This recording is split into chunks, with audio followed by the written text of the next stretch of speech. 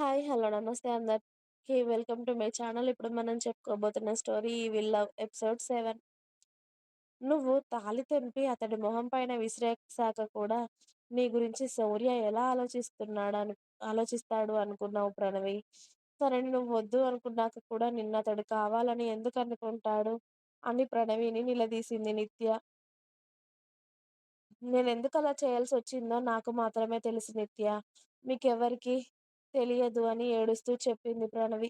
అదే ఆ కారణం ఏంటి అని నిన్ను ఆ రోజు నుండి అడుగుతూనే ఉన్నాను కదా! అయినా ఏ రోజైనా నువ్వు నోరు విప్పావా? కనీసం నన్ను నీ ఫ్రెండ్‌గా అనుకుంటే నాతో అయినా చెప్పేదానివి కదా నువ్వు. నన్నలా కూడా అనుకోవడం లేదా? అంది నిత్య. ఏంటే నువ్వనేది? నాకీ ప్రపంచంలో నీకన్నా ఎక్కువ ఎవరూ కాదే. నన్ను మా అమ్మా, నాన్న కన్నా ఎక్కువగా చూసుకుంది నువ్వేనే. అలాంటిది నీతో కూడా చెప్పలేదంటే నా సిట్యుయేషన్ అర్థం చేసుకో నిత్య అని వెక్కి వెక్కి ఏడుస్తుంది ప్రణవి. అదే ఆ సిట్యుయేషన్ ఏంటి? నాకు కూడా చెప్పకూడదా? అంది నిత్య ప్రణవి ముందు మోకాళ్ళ మీద కూర్చొని. ఎవరికీ చెప్పలేదే నేను. నన్ను అర్థం చేసుకో ప్లీజ్ నిత్య అని తన మొహాన్ని చేతుల్లో దాచుకొని ఏడ్చింది ప్రణవి. ఓకే. ఓకే. సారీనే నిన్ను ఇబ్బంది పెట్టినందుకు. చెప్పేదైతే నువ్వే చెప్తావు కదా! ఈ టైంలో ఏడవకూడదు. నా బంగారం కదా! ప్లీజ్ సారీ ప్రణవి ఊరుకోవే అని స్నేహితురాల్ని హత్తుకొని తనని ఊరుకోబెట్టింది నిత్య. కాసేపటి తర్వాత కొన్ని మంచినీళ్లు తాగి సర్దుకుంది ప్రణవి. ఏడ్చి ఏడ్చి మొహమంతా ఎర్రగా కందిపోయింది తనది. ప్రణవి చెప్పు నిత్య. ఈ విషయం సూర్యకి చెప్తావా? అని అడిగింది నిత్య. ఎలా చెప్పనే? ఏమని చెప్పాలి? అసలు నా మీద కోపంతోనే సూర్య ఇలా చేశాడు. ఇప్పుడు ఈ విషయం చెప్తే ఎలా రియాక్ట్ అవుతాడో కూడా నాకు అర్థం కావడం లేదు. ఇప్పుడు నేనేం చేయాలి నిత్య? అంది ప్రణవి. ఇంట్లో వాళ్ళకి ఈ విషయం తెలిసిందా ప్రణవి? అని అడిగింది నిత్య. ఆ! నిత్య తెలిసింది. నేనే చెప్పాను ఈ విషయం. అలాగే ఆ పెళ్లి చేసుకోవడం కూడా ఇష్టం లేదు అని చెప్పేశాను. ఇంట్లో నుండి వెళ్ళిపోమన్నారు నన్ను అంది. నిన్ను కొట్టారా? అని అడిగింది నిత్య ప్రణవి చెంప మీద ఉన్న చెయ్యి అచ్చులని చూస్తూ.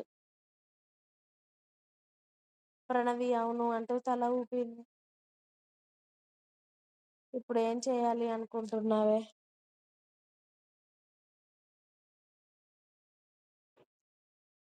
నాకు అదే ఏం అర్థం అవ్వడం లేదు నిత్య. నా జీవితం అసలెందుకిలా అయిపోయిందో కూడా తెలియడం లేదు. నా చేతులారా నా జీవితాన్ని నేనే ఇలా చేసుకున్నాను అని ఏడుస్తూ నాకు చచ్చిపోవాలనుంది. ఈ బతుకు బతకాలని లేదు. నేనే పోతే ఎవరికీ ఏ బాధ ఉండదు. ఇప్పుడు మా అమ్మ, నాన్నలకు వద్దు నేను, సూర్యకి వద్దు, ఎవరికీ వద్దు. నేను చేసిన వాటికి నేను చనిపోతే అయినా అందరికీ మనశ్శాంతి ఉంటుందేమో అంది ప్రణవి బాధగా.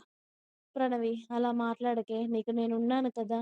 నువ్వెవరికీ అవసరం లేకపోయినా నాకు కావాలే. నాకు కూడా నువ్వు తప్ప ఎవరున్నారే? నిన్నిలా ఒంటరిగా నేను వదిలేయను అని స్నేహితురాలిద్దరూ ఒకరిని పట్టుకొని ఒకరు చాలా ఏడిచారు. అలా కాసేపటి తర్వాత ఇద్దరు కుదురుకున్నాక ప్రణవి ఇక మనం ఇక్కడ ఉండడం వద్దే. హైదరాబాద్‌కి వెళ్ళిపోదాం. మళ్ళీ ఏదైనా జాబ్ చూసుకుందామే అంది నిత్య. ఆహా! నేనొక్కదాన్ని జాబ్ చూసుకుంటాను. నువ్వు ఇంట్లోనే ఉందువు గాని. ఇప్పుడు నువ్వున్న పొజిషన్‌లో జాబ్ ఎలా చేస్తావు అని అంది నిత్య. నాకిప్పుడే నెలలేం నిండలేదు కదే! నేను కూడా జాబ్ చేస్తాను అని అంది ప్రణవి. ప్రణవి నిన్నొకటి అడుగుతాను నిజం చెప్పు అంది నిత్య కొంచెం తటపటాయిస్తూనే. అడగవే నీకు అబద్ధం ఎందుకు చెప్తాను అంది ప్రణవి. ఈ ప్రెగ్నెన్సీ నీకు ఇష్టమేనా? అని అడిగింది నిత్య.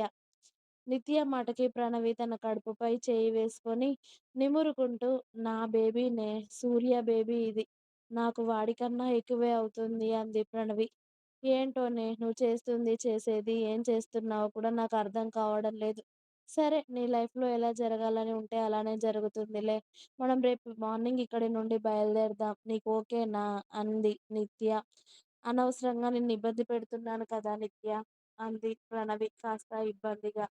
ప్రణవి మాటలకి నిత్య ప్రణవి చేతులు పట్టుకొని మనం ఇద్దరం ఒక తల్లి కడుపున పుట్టలేదు అంతేనే. నువ్వు నాకు అంతకన్నా ఎక్కువ. అర్థమైందా? నువ్విలాంటి ఆలోచనలు ఏవి పెట్టుకోకు. నువ్విక్కడ ఉంటే అలాగే ఆలోచిస్తావు. పద కాసేపు రెస్ట్ తీసుకుందువు గాని. అంటూ ప్రణవిని తన బెడ్‌రూమ్‌కి తీసుకొని వెళ్లి కాసేపు పడుకోమని చెప్పింది నిత్య. నీరసానికేమో అలా బెడ్ మీద వాలగానే ఇలా ప్రణవికి నిద్ర పట్టేసింది. నిత్య ఏసీ అడ్జస్ట్ చేసి ఆ రూమ్ నుండి బయటకి వచ్చేసింది. ఇక్కడ సూర్య హైదరాబాద్‌లో ఆఫీస్‌లో తన క్యాబిన్‌లో సీరియస్‌గా వర్క్ చేస్తున్నాడు. అప్పుడే అతడి రూమ్‌లోకి విజయ్ వచ్చి సూర్య అని పిలిచాడు. అతడి వర్క్ కంటిన్యూ చేస్తూనే ఏంట్రా? అన్నాడు సూర్య. ప్రణవి పెళ్లి ఆగిపోయిందంట్రా అని చెప్పాడు విజయ్. అయితే ఇప్పుడేం చేయమంటావు? అని కేర్‌లెస్‌గా అడినాడు సూర్య. ఇంకా ఉంది. మీకు నా స్టోరీస్ నచ్చినట్టయితే ప్లీజ్ నా ఛానెల్‌ని తప్పకుండా సబ్స్క్రైబ్ చేసి నన్ను ఎంకరేజ్ చేయండి.